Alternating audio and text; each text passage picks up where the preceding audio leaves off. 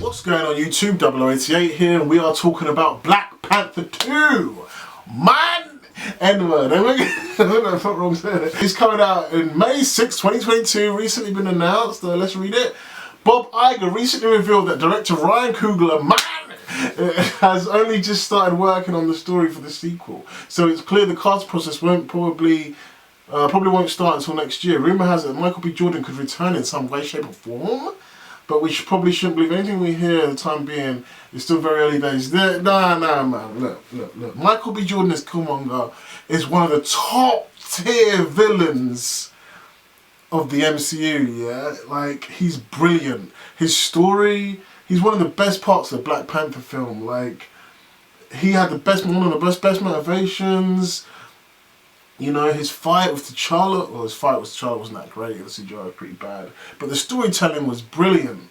I loved it, man. The first time he comes to Wakanda, he has that fight with T'Challa, and he beats T'Challa and throws him off the mountain, just like the comic book. That was sick.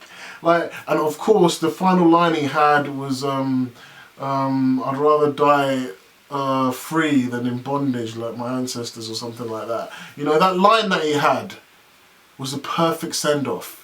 If you bring him back, it undermines all of that. He's not going to have a send-off like that again, and he's not going to be interesting. Like, what's left for Killmonger? Like, Killmonger served his purpose. Like there's literally, like, what, is he going to be a hero? He's going to be like the black version of Bucky, and Black Panther is going to be like the Captain America, and they're just going to go be friends. Like, it's not going to work. Who you shouldn't have killed was Claw. Andy Serkis's Claw was eating it up. He was killing it. Like, he had potential to be like the next Loki. Like, could have been appearing here and there in Black Panther and Fantastic Four storylines, you know, because Black Panther is quite close to Fantastic Four in the comics, and I feel like they could do that with the films as well. But yeah, man, it's such a shame, man. Claw was such a good villain. Like, I'm really pissed off they killed him off.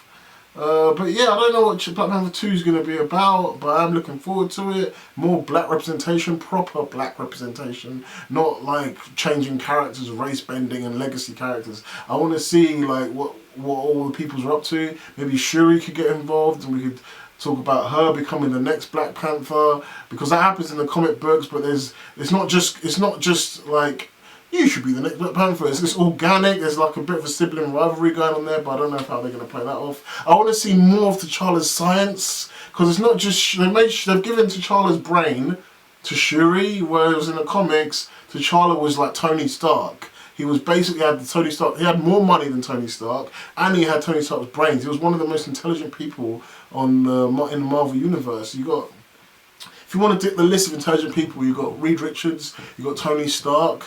You know, you got Bruce Banner, you got Hank Pym, and T'Challa was up there, you know, but now they haven't really shown any of the intelligence. The most we've seen of T'Challa's like intelligence and science smarts was him going, my design. Like, that's all, my design, like his design of the Black Panther costume. I want to see more of T'Challa's intelligence, not just his brute strength, you know.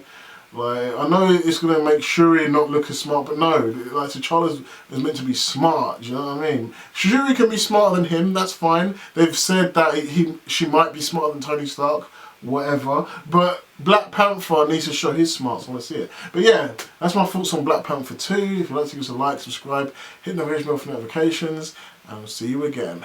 Peace. Angering Black Panther, Panther gets revenge by killing Ebony Maw almost immediately, and with all the Avengers' might, they also manage to kill Corvus Glaive. Cull Obsidian puts down Panther, knocks him out.